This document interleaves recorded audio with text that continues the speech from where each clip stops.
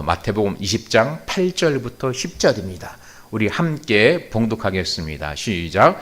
저물매 포도원 주인이 청지기에게 이르되 품꾼들을 불러 나중 온 자로부터 시작하여 먼저 온 자까지 삭슬 주라 하니 제11시에 온 자들이 와서 한 데나리온씩을 받거늘 먼저 온 자들이 와서 더 받을 줄 알았더니 그들도 한 데나리온씩 받은지라. 아멘. 오늘은 이 포도원 품꾼의 비유의 마지막 시간입니다. 우리가 이 포도원 품꾼의 비유를 가지고 4시간 동안 4번에 걸쳐서 설교를 이어왔습니다. 여러분, 우리 지난 시간에 제가 설교했듯이 하나님의 구원은 평등합니다. 하나님의 구원은 누구에게 더 풍성한 구원을 주고 누구에게 좀 빈약한 구원을 주고 그러지 않습니다. 출애굽한 이스라엘 백성들이 이 엘림에 와서 쉼을 얻었어요. 엘림에 왔더니 거기에 종려나무 70주가 있었고 70그루가 있었고 물샘 12개가 있었습니다. 어쩌면 12개가, 그래서 한 지파에 하나씩 물샘을 얻었어요. 거기서 쉼을 얻고, 그러나 그 마냥 그곳에 있을 수가 없었죠. 그들의 목적지는 어디입니까? 목적지는 가나안 땅이었어요. 그래서 그곳을 향하여 출발합니다. 물도 가득 채우고 거기에 종려나무가 있었으니 뭡니까? 대추야자 열매도 가득 채우고 그래서 출발했어요. 근데 며칠 지나고 보니까 물도 다 떨어졌습니다. 먹을 것도 다 떨어졌어요. 너무 이제 굶주려가지고 걸어갈 힘이 없어요. 그러니까 이 이스라엘 백성들이 모세와 아론을 어떻게 합니까? 원망하는 거예요. 출애굽기 16장 3절에 보니까 우리가 애굽 땅에서 고기 가마 곁에 있을 때와 떡을 배불리 먹던 때에 여호와의 손에 죽었더라면 좋았을 것을 너희가 이 광야로 우리를 인도해내어 이 온 회중이 줄여 죽게 하는도다.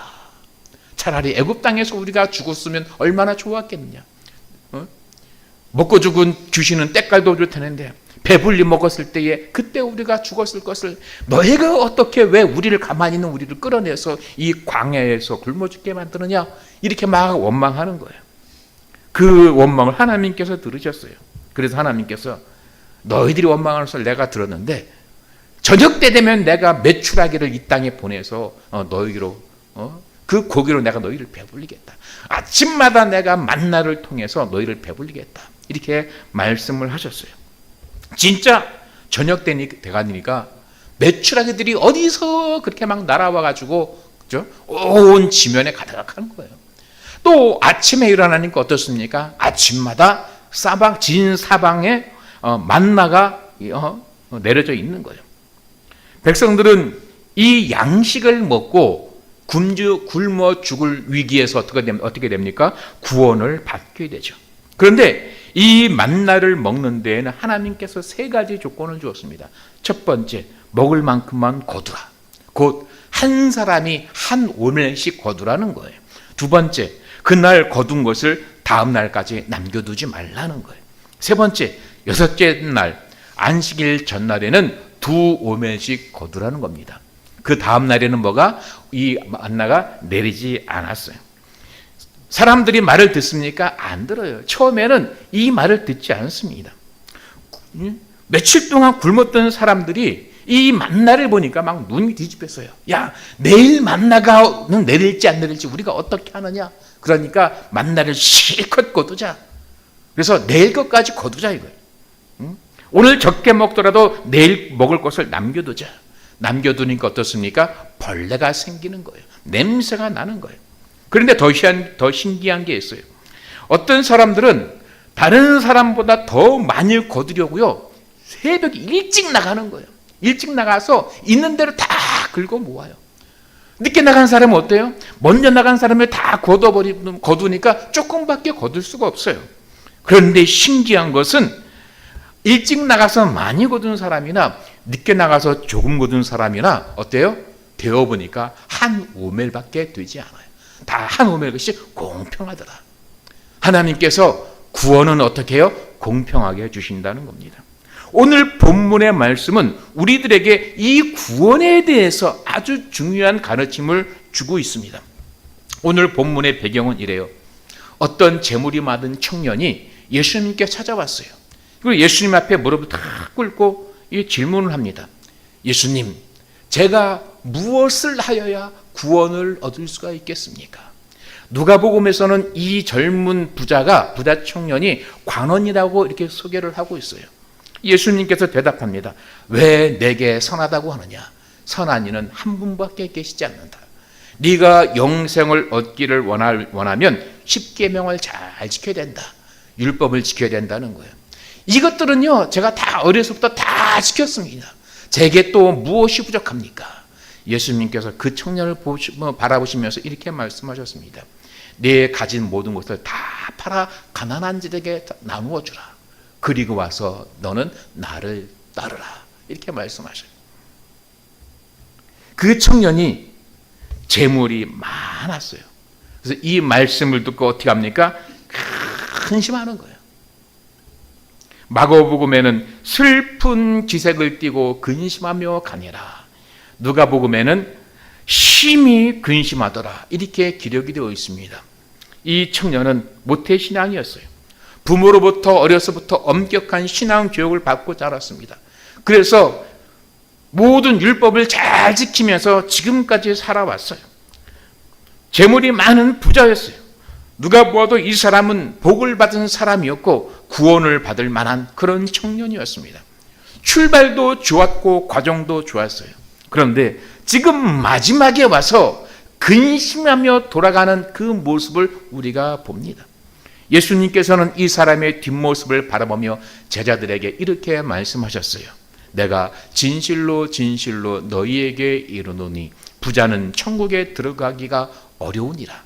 낙타가 바늘귀로 들어가는 것이 부자가 하나님의 나라에 들어가는 것보다 쉬우니라. 이 말씀을 듣고요, 제자들이 깜짝 놀랐어요. 아니, 그러면 세상에 누가 구원을 받을 수가 있겠습니까? 사람으로는 할 수 없을진데 하나님으로서는 다 하실 수 있느니라. 그때 베드로가 말합니다. 주님, 저희들이요 모든 것을 다 버리고 예수님을, 주님을 따랐습니다. 그러니 저희들이 무엇을 얻을 수 있겠습니까? 내가 진실로 너희에게 이르노니 세상이 새롭게 되어 인자가 자기 영광의 보좌에 앉을 때에 나를 따르는 너희도 12 보좌에 앉아 이스라엘 12지파를 심판하리라. 또 내 이름을 위하여 집이나 형제나 자매나 부모나 자식이나 전토를 벌인 자마다 여러 배를 받고 또 영생을 상속하리나. 그러나 나중된 자로서 먼저 될 자가 많으니라. 그러면서 오늘 본문을 이 처음 된 자가 나중되고 나중된 자가 처음 되는 그 진리의 예화로 말씀을 하신 거예요. 이 포도원 품꾼의 비유에서는 여러 시간대의 선택을 받은 품꾼들이 등장합니다. 이른 아침이란 동틀 때를 의미하죠. 대략 오전 6시라고 보면 됩니다. 성경에 등장하는 3시는 오전 9시를 의미합니다. 이 성경에 나오는 시간에 6시간을 더하면 우리 시간으로 이해하기가 쉽습니다. 예수님께서는 자신에게 찾아온 이 부자 청년이 받아들이기 어려운 이 조건을 부여하셨어요. 모든 재산을 다 팔아서 가난한 자들에게 나누어 주고 이제는 빈털터리의 모습으로 예수님 자신을 따르라는 이런 말씀을 하신 거예요. 여러분 중에는 야, 그게 뭐 어렵니? 그래, 재산 다 팔고 가난한 자들에게 주고 예수님 따라가면 되지, 이렇게 생각하는 분들도 분명히 있을 것입니다. 그 중에 누가 있어요? 베드로가 있어요. 베드로가 자기가 모든 것을 다 버리고 예수님을 따랐다라고 이렇게 말을 하고 있습니다. 그러나 그의 재산은 얼마나 될까요? 그의 재산은 안드레와 공동으로 가지고 있는 배 한 척과 그물밖에 없어요. 어쩌면 이 베드로가 장모님을 모신 것을 보니까 이 장인에게 물려받은 그런 재산일지도 모르겠습니다. 상대적으로 버리기 쉬웠다는 말이에요. 그러나 여러분, 빌 게이츠나 일론 머스크에게 당신들의 재산을 다 버리고 예수님 따르세요라고 말한다면 이 사람들이 아주 쉽게 그것을 몇 조나 되는, 우리로서는 상상할 수 없는 그 재산을 일순간에 다 버릴 수 있을까요? 그렇지 못해요. 이 사람들은요, 자신이 은행에 둔 그 이자만 가지고도 지금 많은 사람들에게 어떻게 해요? 좋은 일을 하고 있어요. 좋은 일을 좀 많이 하고 있어요.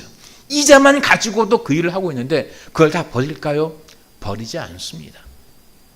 세상에 그렇게 자기들의 모든 재산을, 그 큰 재산을 버릴 수 있는 사람은 많지가 않아요. 기업체를 가지고 있어서 많은 직원들이 있고 통장에 잔고도 많고 주식도 많은 그런 사람들이 그 모든 것을 어떻게 일순간에 다 버릴 수가 있겠습니까? 이 청년은 부자였어요. 그리고 율법도 잘 지켜왔습니다. 그는 모든 면에서 훌륭한 신앙인이었어요. 제자들이 볼 때에 이 청년이 자신의 이 제자 그룹으로 돌아온다면 모든 고생이 끝날 것 같았어요. 먹을 것, 잠잘 것 염려할 필요가 없었어요. 더구나 관원이었기 때문에 유대인들로부터 받는 이 핍박에 대해서도 어느 정도 조율이, 완충적인 역할이 가능했어요. 그런데 예수님은 거의 불가능한 조건을 들어서 이 청년을 내쫓다시피 했습니다. 이런 예수님을 제자들은 이해할 수가 없었어요. 자신들과는 비교조차 되지 않는 이런 멋진, 이런 훌륭한 인재를 내쫓다니. 그러나 예수님의 생각은 달랐습니다. 이 청년이 던진 화두가 무엇이었어요? 영생이었어요. 내가 무엇을 하여야 구원을 받을 수가 있겠습니까? 이 구원에 대한 질문이었어요. 구원은 언제나 현재형입니다. 과거형도 아니고 미래형도 아니에요. 이 관점이 매우 중요합니다. 과거의 신앙행위가 내 구원을 보장해주지 못하는 거예요. 유럽과 아프리카와 아메리카, 유럽 대륙에 얼마나 많은 신앙의 가문이 있습니까? 그렇다고 그 가문들이 여러분 다 구원에 이른다는 보장을 누가 할 수 있겠어요? 마찬가지로 지금 내 신앙 행위도 미래에 이루어질 그 구원을 보장하지는 못한다는 것입니다. 우리의 삶은 하루하루 그날의 구원을 이루어갈 뿐인 것입니다. 탕자의 비유 잘 아시지요? 이 탕자의 형, 이 아버지의 큰아들은 이 아버지의 재산을 낭비하고 돌아온 이 탕자를 위해서 잔치를 베푼 것을 이해할 수가 없었어요. 그래서 아버지에게 이렇게 말합니다. 내가 여러 해 동안 아버지를 섬겨 명을 어기며거늘 내게는 염소 새끼라도 주어 나와 내 벗으로 즐기게 하신 일이 없더니 아버지의 살림을 창녀들과 함께 삼켜버린 이 아들이 돌아오매 이를 위하여 살진 송아지를 잡으셨나이다. 여러분, 우리가 봐도 얼마나 불공평합니까? 아버지의 말씀에 순종하여서 아버지의 말씀을 어기지 않고 매일매일 그 밭에서 열심히 일하는 이 아들을 위해서는 염소 새끼 한 마리 준 적이 없어요. 그런데 아버지의 그 재산을 탕진하고 허비하고 돌아온 이 못된 아들을 위해서 그렇게 이 엄청난 잔치를 베풀다니 얼마나 불공평합니까? 큰아들은 새벽부터 저녁 이 시간까지 종일 아버지께 순종하며 일만 하였어요. 여기서 우리가 탕자의 형은 새벽에 부름받은 일꾼이라고 할 수가 있습니다. 이 부자 청년도 새벽에 부름을 받았죠. 이들은 생각하기를 자신들은 당연히 구원받은 사람이라고 여겼습니다. 그러나 아버지의 관점은 달랐어요. 우리 다시 한번 포도원의 품꾼의 비유로 돌아가 보시기 바랍니다. 이 포도원에는 새벽에 부름받은 사람들, 그리고 9시에 부름받은 사람들, 12시에 부름받은 사람들, 오후 3시와 5시에 부름받은 사람들로 채워져 있었습니다. 여러분 생각에, 다른 사람들의 생각에 만약에 구원이 주어진다면 누구에게 구원이 주어져야 마땅합니까? 이른 새벽에 이 포도원에 들어와서 더위를 이기며 수고한 이 새벽에 들어온 사람들이 구원을 받아야 마땅하다고 이렇게 생각할 것입니다. 그러나 포도원 주인은 그 사람이 아니라 자기 포도밭에 부름받은 모든 사람들에게 구원을 주기로 작정했다는 것입니다. 포도원 주인은 이 사람들이 포도원에 들어오기 이전의 일은 생각하지 않았습니다. 부름받기 전에 시간을 어떻게 낭비했는지에 대해서는 일절 책망하지 않았어요. 포도원 주인이 모두에게 같은 한 데나리온을 줄 때 그 이전의 시간에 대해서는 다 탕감해 준 거예요. 구원은 포도원에 얼마나 일찍 왔느냐에 있지 않습니다. 구원은 얼마나 더위를 견디고 수고했는지에 있지 않습니다. 구원은 이 포도원 주인이 데나리온을 줄 때에 그 포도원에 있는 사람에게 이루어진다는 것입니다. 결론적으로 말씀을 드리겠습니다. 그러므로 우리가 어떻게 해야 될까요? 우리는 감사하는 삶을 살아야 됩니다. 오후 5시에 들어왔음에도 불구하고 새벽에 들어온 사람과 같이 한 데나리온, 이 구원의 은혜를 준 그 하나님께 감사함을 드리는 거예요. 내가 물론 새벽에 내가 모태신앙으로서 내가 어려서부터 하나님께 순종하고 충성하고 여러 가지 역경과 핍박을 견디고 오늘까지 왔다 할지라도 나를 포도원에 들여보내주신 나에게 구원의 은혜를 주신 그 하나님께 감사하며 삶을 살 수가 있어요. 그렇다면 그 이후에 부름받은 사람들이야 말해서 무엇하겠습니까? 일찍 온 사람이나 늦게 온 사람이나 다 똑같이 하나님께 감사하는 삶을 살아야 할 줄로 믿습니다.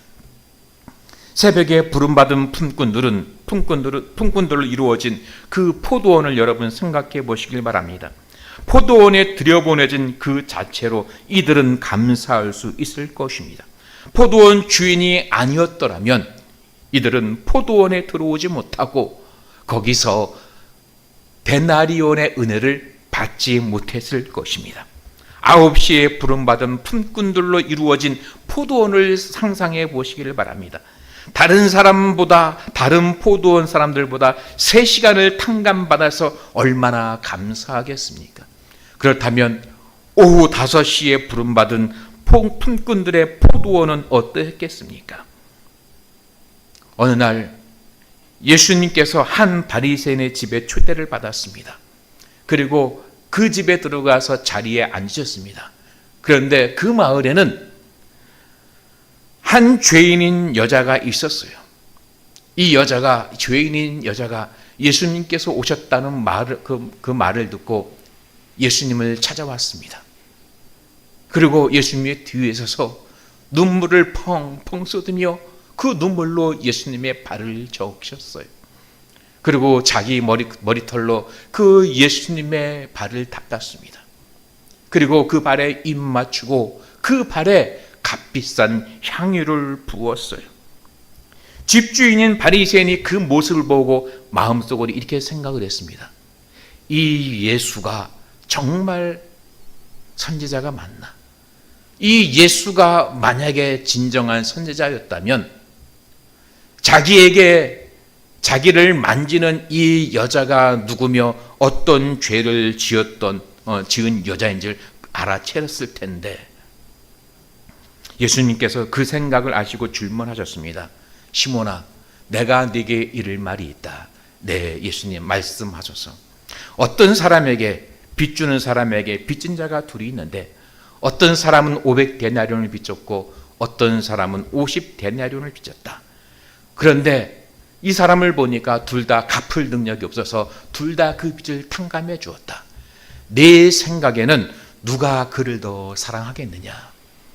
이 바리새인 시몬이 고민하다가 이렇게 대답합니다. 제 생각에는 많이 탕감함을 받은 자니이다. 내 판단이 옳도다. 이 여자를 보느냐? 내가 네 집에 들어왔을 때 너는 내게 발 씻을 물을 주지 아니하였으되 이 여자는 눈물로 내 발을 적시고 그 머리털로 닦았으며 너는 내게 입 맞추지 아니하였으되 그는 내가 들어올 때로부터 내 발에 입 맞추기를 그치지 아니하였으며 너는 내 머리에 감람류도 붙지 아니하였으되 그는 향유를 내 발에 부었느니라. 그러므로 내가 네게 말하기를 그의 많은 죄가 사하여졌도다. 이는 그의 사랑함이 많음이라. 사함이 받은 일이 적은 자는 적게 사랑하느니라. 여러분, 모든 유대인들이 다 새벽에 부름받은 사람은 아닐지라도 구원이 유대인에게서 시작되었으므로 새벽에 부름받은 사람은 분명 유대인님이 분명합니다. 그렇다면 여러분들은 몇 시에 부름받은 사람들입니까? 최소한 우리의 감사가 유대인의 감사보다는 더 나아야 되지 않겠습니까? 예수님 이후 부름받은 사람들은 모두 5시에 부름받은 사람들입니다. 예수님의 오심은 말세의 시작이고 예수님의 재림은 말세의 끝입니다. 우리가 많은 경기를 봅니다만 경기의 우승자는 누굽니까? 마지막에 1등하는 자입니다. 시작이 아무리 빨랐어도 과정이 아무리 좋았어도 마지막 끝까지 목표점에 도달하지 못한다면 우승의 관을 받지 못합니다. 그러나 시작이 망가지고 과정이 엉망이었어도 분명히 끝까지 들어온 제1등으로 온 그 사람이 마침내 관을 받아 누리게 되는 것입니다. 고린도전서 9장 24절에는 운동장에서 다름질하는 자들이 다 달릴지라도 오직 상을 받는 사람은 한 사람인 줄을 너희가 알지 못하느냐. 너희도 상을 받도록 이와 같이 다름질하라. 이렇게 말씀하고 있습니다. 갈라디아 교회는 처음에 복음을 받은 이후 이 다름질을 잘하던 그런 교회였습니다. 그러나 이단에 의해서 그 과정이 어그러지고 말았어요. 표대를 잃어버리고 말았어요. 그래서 바울은 이 갈라디아 교회에 대해서 너희가 다름질을 잘하더니 누가 너희를 막아 진리를 순종하기 못하게 하더냐 이렇게 말하며 탄식을 했습니다. 바울이 설립한 이 에베소 교회는 얼마나 은혜가 충만했는지 모릅니다. 심지어는 이 바울의 손수건이나 앞치마를 가져다가 병든 사람에게 얹으면 그 병이 떠나고 악귀도 나갈 정도였습니다. 그래서 바울이 마지막 고별 설교를 이 밀레도에서 할 때에 밀레도에서 에베소에 있는 장로들을 청하여 마지막 설교를 이 장로들 앞에서 했습니다. 고별 설교를 들은 이 장로들이 바울의 목을 끌어안으며 통곡을 했어요. 그만큼 바울이 사랑했던 교회고 바울을 사랑하던 교회가 이 에베소 교회였습니다. 그러나 요한계시록 2장에서는 성령께서 에베소 교회에 대해서 이렇게 말씀하십니다. 그러나 너를 책망할 것이 나니 너희 처음 사랑을 버렸느니라. 그러므로 어디서 떨어졌는지를 생각하고 회개하여 처음 열매를 가지라. 그리하지 아니하고 회개하지 아니하면 내가 네게 가서 네 촛대를 그 자리에서 옮기리라. 여러분, 구원은 과거의 행적으로 이루어지지 않습니다. 끝까지 달려 목표 지점에 정확히 들어올 때에 비로소 이루어지는 것입니다. 나도 한때는 뜨거웠었어. 나도 한때는 열심히 했었어. 이 회상이, 이 여러분의 기억이 여러분의 구원을 보장해 주지는 않는다는 것입니다. 과거에는 그랬었는데 지금은 그렇지 못한 것, 이것은 자연스러운 현상이 아닙니다. 이것은 회개할 죄인 거예요. 회개하지 아니하면 하나님께서는 분명히 여러분에게 있는 이 구원의 촛대를 옮겨버리신다고 경고하고 있습니다. 바울도 이것을 두려워했어요. 그래서 고린도전서 9장 26절 27절에는 이렇게 고백을 하고 있습니다. 그러므로 나는 다름질하기를 향방 없는 것 같이 아니하고 싸우기를 허공을 치는 것 같이 아니하며 내가 내 몸을 쳐 복종하게 하면 내가 남에게 전파한 후에 자신이 도리어 버림을 당할까 두려워함이라. 바울은 오후 5시에 부름을 받아 과거의 모든 시간을 탕감받은 후에 오직 한 길, 오직 예수님과 복음을 위한 길을 달려갔습니다. 그도 돌을 맞을 때에 파선을 당할 때에, 여러 가지 핍박을 당할 때에, 매를 맞을 때는 이 길을 포기하고 싶었을 것이에요.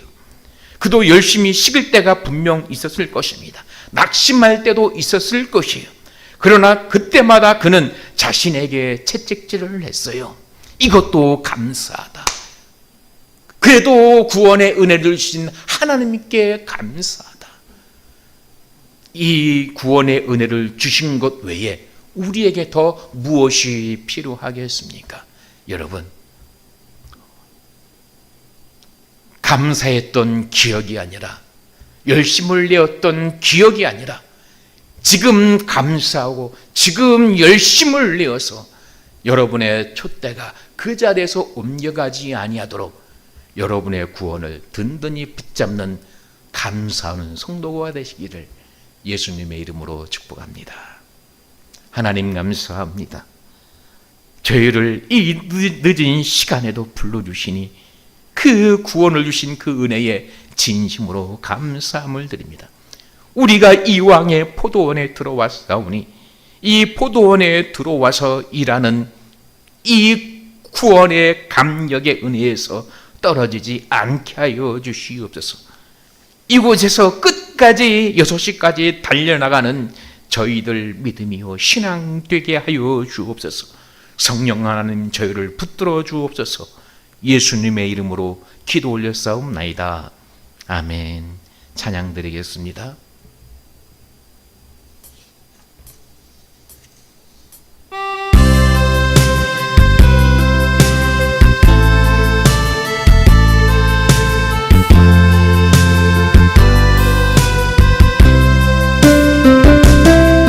여호와는 너희에게 복을 주시기를 원하며 너를 지키시기를 원하시며 여호와는 그 얼굴을 너를 향하여 드사 은혜와 평강 주시기 원하노라.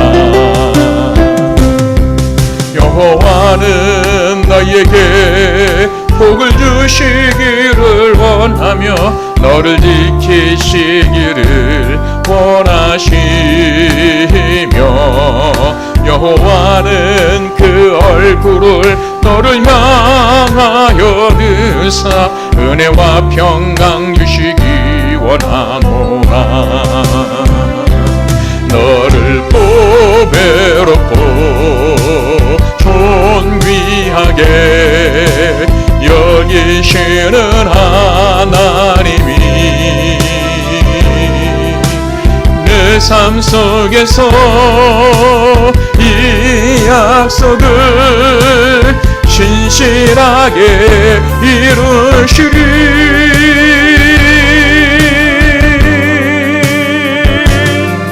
땅에 기름진 것으로 하늘에 신령한 것으로 너를 복주시고 지키실 하나님이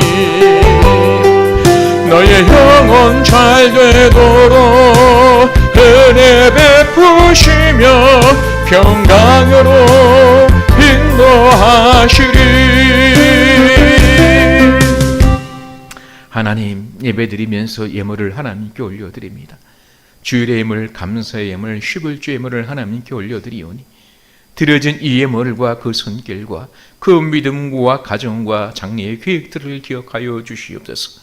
하나님께 복을 받고 하나님께 복을 받고 능력을 받아서 오병이어처럼 능력 있게 사용되는 저희들 되게 하여 주시기를 원하고 소망하옵나이다.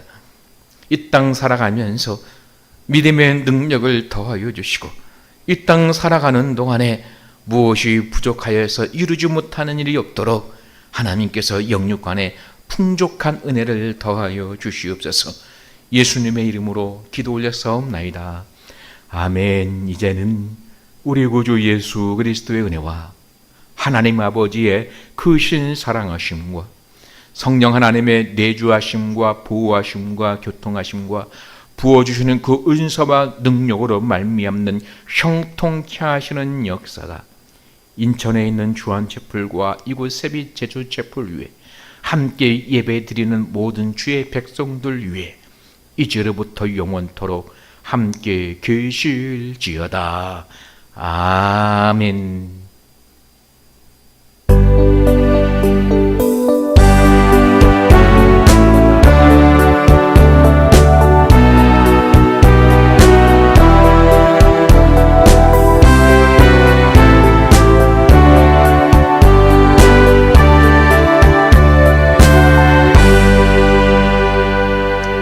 할렐루야. 예배 마쳤습니다. 하나님께 감사와 찬양과 영광의 박수 올리겠습니다. 다음 주에